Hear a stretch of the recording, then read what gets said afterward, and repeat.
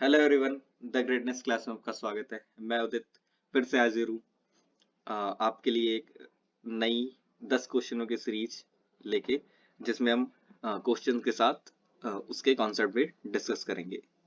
ठीक है, तो बिना किसी देरी के हम अपने क्वेश्चंस की ओर बढ़ते हैं।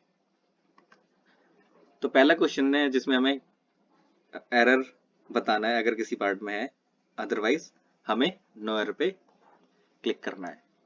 ठीक है, तो पहला क्वेश्चन है, I had worked very hard on this project and my boss was not satisfied। ये कह रहा है कि मैंने इस प्रोजेक्ट पे बहुत मेहनत से काम किया और मेरा बॉस सेटिस्फाई नहीं है। देखो यहाँ पे क्या है, दो सेंटेंस है, दो बातें हैं। पहली बात कि उसने मेहनत से काम किया और दूसरी बात क्या है कि वो उसका बॉस सेटिस्फाई नहीं है। तो ये क्या है, कॉन्ट्राडिक्टरी सेंटेंस है। कॉन्ट्राडिक्टरी सेंटेंस यानी मतभेद है, मतभेद को ये बता रहा है। तो यहाँ पे क्या होगा कि यहाँ पे एंड नहीं आएगा, यहाँ पे क्या आएगा, बट आएगा। क्योंकि देखो, अब देखो आप इसको पढ़ो कि I had worked very hard on this project but my boss was not satisfied. अब क्या मतलब हुआ कि मैंने इस प्रोजेक्ट पे बहुत मेहनत से काम किया पर मेरा बॉस सेटिस्फाई नहीं था। क्लियर? तो यहाँ पे सी पार्ट में एरर है। ठीक है, तो आप सी पे क्लिक करेंगे। इसमें यही था कि आपको यहाँ पे एंड को रिप्लेस करना है बट से। नेक्स्ट क्वेश्चन की ओर बढ़ते हैं हम। नेक्स्ट क्वेश्चन में भी हमें ग्रामेटिकल एरर बताना है अगर है, अदरवाइज हमें नो एरर पे क्लिक करना है। तो देखो, the art exhibition is a big hit and they made a lot of profit. मतलब जो आर्ट एग्जीबिशन था वो बहुत बड़ा हिट हुआ, जिससे कि उन्होंने बहुत सारा फायदा कमाया। तो कोई भी चीज जब देखो हो चुकी है तो उसमें क्या होगा, परफेक्ट टेंस आता है हमारा, परफेक्ट टेंस, है ना। तो क्या हो चुका है, बिग हिट क्या हुआ है, मेला हुआ है। तो यहाँ पे इज नहीं आएगा, यहाँ पे क्या आएगा, हैज आएगा। ठीक है, तो इसका मतलब क्या है कि अब इस सेंटेंस को हम करेक्टली कैसे पढ़ेंगे, the art exhibition has a big hit and they made a lot of profit. So यहाँ पे आंसर कौन सा सही है, बी। अब बी पे क्लिक करेंगे और आगे बढ़ जाएंगे। इसमें समझने वाली बात यही थी कि जब कोई काम खत्म हो चुका होता है पहले ही, तो वो परफेक्ट टेंस में आता है। ठीक है, तो यही था इस क्वेश्चन में। हम नेक्स्ट क्वेश्चन की ओर बढ़ते हैं अब। इसमें भी हमें ग्रामेटिकल एरर फाइंड करना है। तो ये क्या कहता है क्वेश्चन कि she invited all her daughters in law to the grand party last week. देखो ये पास्ट टेंस है, इसने बोला, और यहाँ पे भी सेकंड फॉर्म आई है। तो इसने बोला कि उसने अपनी सभी बहुओं को इनवाइट किया ग्रैंड पार्टी में लास्ट वीक। ठीक है, तो देखो इसमें क्या है कि पहला पार्ट तो एकदम करेक्ट है, सी इनवाइटेड। क्योंकि देखो जब भी पास्ट टाइम मेंशन हो, एग्जैक्ट एग्जैक्ट पास्ट मेंशन हो, जैसे कि यस्टरडे, है ना, yesterday, last week, yesterday morning, yesterday evening, है ना। तो इसमें हम क्या लगाते हैं, जब भी एग्जैक्ट टाइम मेंशन हो तो हम इसमें लगाते हैं पास्ट इंडेफिनिट। तो यहाँ पे तो ये वर्ब की सेकंड फॉर्म सही है, बट इसके जो आप सेकंड पार्ट में आओगे तो यहाँ पे क्या होगा, यहाँ पे जो डॉटर इन लॉज लिखा है वो यहाँ पे क्या होगा, डॉटर्स इन लॉ। देखो उसने बहुओं को बुलाया है, तो डॉटर्स होगा, ना कि डॉटर इन लॉज होगा। ठीक है, बहुएं कैसे होंगे, प्लूरल फॉर्म में। तो बहुओं का प्लूरल क्या होगा, डॉटर का डॉटर्स होगा ना। जैसे सन को हम सन्स लिखेंगे अगर प्लूरल फॉर्म में लिख रहे हैं, तो इसी तरह से हम डॉटर को क्या लिखेंगे, डॉटर्स लिखेंगे। तो यहाँ पे क्या है, बी पार्ट में एरर है। आई होप आपको ये क्लियर हुआ होगा। अगर क्लियर है तो हम आगे बढ़ते हैं। जो नेक्स्ट क्वेश्चन है उसमें हमें बताना है ईडीएम एंड फ्रेजेस। तो जो हमें वर्ड फ्रेज दिया है वो क्या दिया है, to be in the eye of storm, to be in the eye of storm. तो इसका मतलब क्या हो सकता है, पहला है देखो, to be involve in a controversy, to be deeply involve in a crime, to be deeply involve in a job, और to be deeply involve in a political movement. तो देखो जो हमारा ये हमें फ्रेज दे रखा है, इसका मतलब होता है कि किसी कंट्रोवर्सी में इन्वॉल्व होना, कंट्रोवर्सी या झगड़े में इन्वॉल्व होना। तो यहाँ पे जो सही सेंस देता है वो क्या देता है हमारा, option number A, to be involve in a controversy. ये काफी बार एग्जाम में पूछा गया है, तो आप इसको याद कर लीजिएगा। हम नेक्स्ट क्वेश्चन की ओर बढ़ते हैं। नेक्स्ट क्वेश्चन भी हमारा ईडियम फ्रेज से रिलेटेड है। तो हमें ईडियम क्या दे रखा है, चिक बाय जॉल, चिक बाय जॉल। तो इसके ऑप्शंस हमें क्या दिए गए, रबिंग चिक्स मतलब गालों को रगड़ना, और क्लोज टुगेदर और फाइटिंग मतलब लड़ाई करना, और स्क्रीमिंग। तो जो हमारा चिक बाय जॉल होता है उसका मतलब देखो ये तो बिल्कुल नहीं है, गालों को रगड़ना है ना। इसका मतलब होता है हमारा क्लोज टुगेदर। ठीक है, तो चिक बाय जॉल क्या होता है हमारा, क्लोज क्लोज टुगेदर। तो इस फ्रेज का मीनिंग क्या है, क्लोज टुगेदर। तो ये भी इंपॉर्टेंट है, ये भी कई बार एग्जाम में पूछा गया है, तो आपको मैं इंपॉर्टेंट क्वेश्चन ही करा रहा हूँ। ठीक है, तो नेक्स्ट क्वेश्चन की ओर बढ़ते हैं। ये क्वेश्चन में हमें पैराजम्बल दिए गए हैं जिसको हमें करेक्ट मैनर में रीडिजाइन करना है। ठीक है, तो पहले हम देखो, मैंने कल भी बताया था कि आपको पहले सारे सेंटेंसेस को पढ़ना है एक बार जल्दी से, ताकि आपको थोड़ा सा आइडिया लग जाए। तो हम पढ़ते हैं, if we look around us today. उसके बाद ये हमें चार ऑप्शन दिए गए हैं, PQRS, फिर ये हमें छठा सेंटेंस दिया गया। तो if we look around us today, that is P क्या दे रखा है, that is settled by violence. The Q दे रखा है, the effect of which, R दे रखा है, a world we will find continue to influence us. अगर हम देखें, देखो मैंने कल बताया था कि कंजंक्शन से जो सेंटेंस है वो स्टार्ट नहीं होता, जैसे कि जो दैट है ना, उससे रेयरली स्टार्ट होगा। तो हम दैट को देखते हैं, जैसे दैट पी वाला है ना, तो खैर पी वाला तो आंसर किसी भी ऑप्शन में नहीं है, तो हम ये तो इधर से कट ही गया। हम देखो, अगर हम क्यू देखें यानी ऑप्शन नंबर क्यू, तो इसको हम कैसे चेक करेंगे, if we look around us today. अब क्यू है तो द इफेक्ट ऑफ विच, तो ये सेंस नहीं दे रहा है, इसके बाद ये जो है क्यू वाला ऑप्शन सेंस नहीं दे रहा, तो ये तो कट गया। अगर हम बात करें आर की, if we look around us, अब देखो दो में आर है, तो आर को चेक कर लेते हैं एक बार। If we look around us a world, देखो ये भी सेंस नहीं दे रहा है। If we look around us a world, उसके बाद क्या है, वी विल फाइंड, आर के बाद एस, तो ये बिल्कुल नहीं है, तो ये तो कट गया।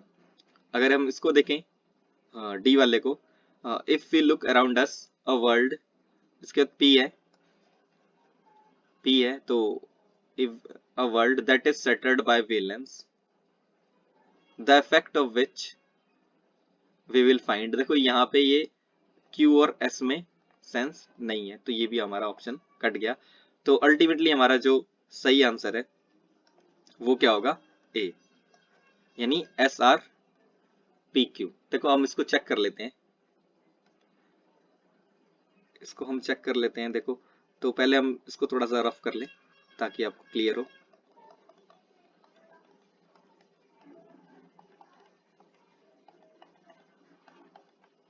हाँ, तो देखो लिखा है if we look around us today, फिर ऐसे we will find a world, we will find a world, we will find a world that is shattered by violence, the effect of which continue to influence us। देखो ये एक logical sense they रहा है, तो ये हमारा answer P, मतलब option number हमारा ए एकदम करेक्ट है। ओके, तो आई होप आपको ये क्लियर हुआ होगा। अब हम नेक्स्ट क्वेश्चन की ओर बढ़ते हैं। नेक्स्ट क्वेश्चन में हमें एक्टिव वॉइस और पैसिव वॉइस बताना है। अगर एक्टिव सेंटेंस दिया है तो हम पैसिव वॉइस में कन्वर्ट करेंगे, अगर पैसिव का सेंटेंस दिया है, अगर एक्टिव का दिया है सेंटेंस तो हम पैसिव में कन्वर्ट करेंगे, अगर पैसिव का दिया है तो हम एक्टिव में कन्वर्ट करेंगे। तो पहला जो हमारा सेंटेंस है वो क्या है, has she invited out, has she worked out all the sums. तो देखो एक्टिव और पैसिव में डिफरेंस क्या होता है। एक्टिव में हमें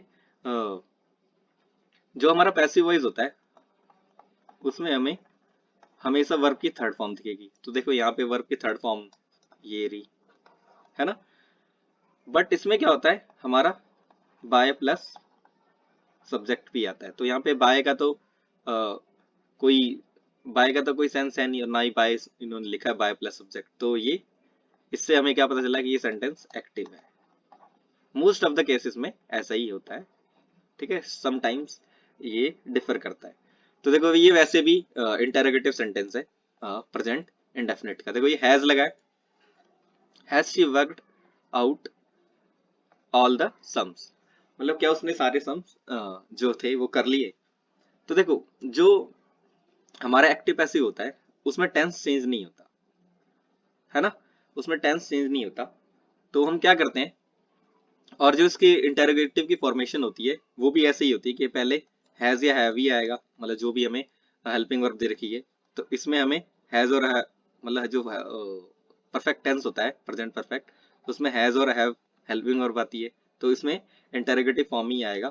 फिर उसके बाद जो होता है ऑब्जेक्ट आता है ना, ऑब्जेक्ट के बाद क्या आएगा हमारा वर्ब की third form plus by plus जो हमारा इस क्वेश्चन में सब्जेक्ट है वो। तो देखो सबसे पहले हम देखेंगे कि हमारा जो सब्जेक्ट है वो सिंगुलर है या फिर प्लूरल है। देखो हम इसमें क्या बात कर रहे हैं, जो ऑब्जेक्ट दिया हुआ है हमें ऑल द सम्स, ये अब क्योंकि सब्जेक्ट बनने वाला है तो ये देखो सम्स क्या है, ऑल द सम्स, ये प्लूरल है, तो जहां पर भी हैज लिखा होगा वो तो कट जाएगा। तो ये ऑप्शन नंबर डी एलिमिनेट हो चुका है। अब देखो अब एक और चीज क्या होती है कि जब ये परफेक्ट हम बनाते हैं, परफेक्ट का पैसिव, तो ये हमेशा अपने साथ क्या लेता है, बीन लेता है। क्या लेता है ये, बीन लेता है, ये मैं इधर इंक्लूड करना भूल गया था, ठीक है। तो देखो हम पढ़ते हैं have all the sums been worked by her, इसको हम होल्ड करते हैं। आगे देखो have sorry have all the sums been worked by her, और have all the sums been worked out by her, ठीक है, एक ये भी ठीक लग रहा है, इसमें भी सब कुछ ठीक है, have all the sums worked out by हर। अब देखो हमें हमेशा एक बात ध्यान रखनी होती है कि जो हमारा एक्टिव वॉइस होता है उसके साथ जो भी हमें फ्रेजल वर्ब दी होती है हमें वो वैसे ही की वैसे ही उठा के रखनी होती है पैसिव वॉइस में भी। तो देखो अब इसमें बीन नहीं दे रखा तो ऑप्शन नंबर सी भी कट गया।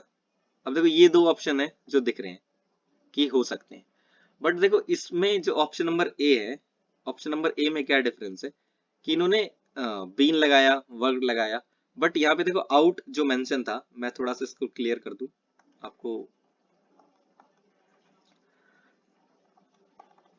देखो जो इसमें हमारा आउट था वर्गड आउट, ये वर्गड आउट, इसको इधर पूरा लेना चाहिए था, बट इसने क्या लिया सम्स वर्गड, तो यहाँ पे ऑप्शन नंबर जो हमारा ए है वो भी गलत है। तो अल्टीमेटली जो हमारा सही आंसर है वो क्या है, option number B, have all the sums been worked out by her. देखो वर्कड आउट यहाँ पे था तो वर्कड आउट यहाँ पे आया। ओके, नेक्स्ट क्वेश्चन की ओर मूव करते हैं। ये भी हमारा एक्टिव पैसिव का सेंटेंस है, तो हमें इसको कन्वर्जन करना है। तो फर्स्ट सी कि ये एक्टिव फॉर्म दे रखा है या पैसिव फॉर्म दे रखा है। तो by this time he will have received my letter. देखो ये किसका टेंस है, फ्यूचर परफेक्ट। तो फ्यूचर परफेक्ट में देखो आपका वर्ब की थर्ड फॉर्म आती है, और जो पैसिव ये एक्टिव का सेंटेंस है क्योंकि इसमें आपका बाय प्लस सब्जेक्ट ऑब्जेक्ट नहीं आया है ना, और प्लस में इसमें बीन भी नहीं आया है क्योंकि जो पैसिव वॉइस होता है वो बीन लेता है हमेशा, है ना। तो देखो हम इसके आंसर ऑप्शन चेक करते हैं। देखो the letter by this time has been delivered to him. तो पहली बार डिलीवर की बात नहीं कर रही, रिसीव की बात करी है, तो ये तो कट गया। अब देखो नेक्स्ट हम देखते हैं, by this time the letter has been received by him. अब देखो ये जो है फ्यूचर एंड फ्यूचर परफेक्ट है, तो ये तो हमारा प्रेजेंट परफेक्ट है, तो ये भी नहीं आंसर। अब देखो नेक्स्ट हम डी चेक कर लेते हैं एक बार। By this time the letter has reached him, ये भी गलत है, ये भी प्रेजेंट परफेक्ट है, और वो भी इंडेफिनिट में, ओ सॉरी एक्टिव फॉर्म में। तो जो आंसर है अल्टीमेटली क्या होने वाला है, ऑप्शन नंबर सी। अब इसको चेक करो, by this time my letter will have been received by him. अब देखो ये क्या है, विल हैव आया, मैंने बताया था कि भाई परफेक्ट टेंस में हमेशा बीन फॉलो करता है हेल्पिंग वर्ब के बाद, तो बीन आ गया, और फिर रिसीव्ड, इसमें रिसीव की बात की तो रिसीव बाय हिम, ही का क्या हो जाता है, हिम। तो ये था एक्टिव पैसिव। नेक्स्ट क्वेश्चन है, हमें एंटोनिम बताना है। जो वर्ड है हमारा वो क्या है, एक्सटीम पोर एक्सटीम पोरेनियस, ठीक है। तो जो एक्सट्रीम पोरेनियस होता है, एक्सट्रीम पोर का मीनिंग होता है जो बिना किसी प्लानिंग के हो, बिना किसी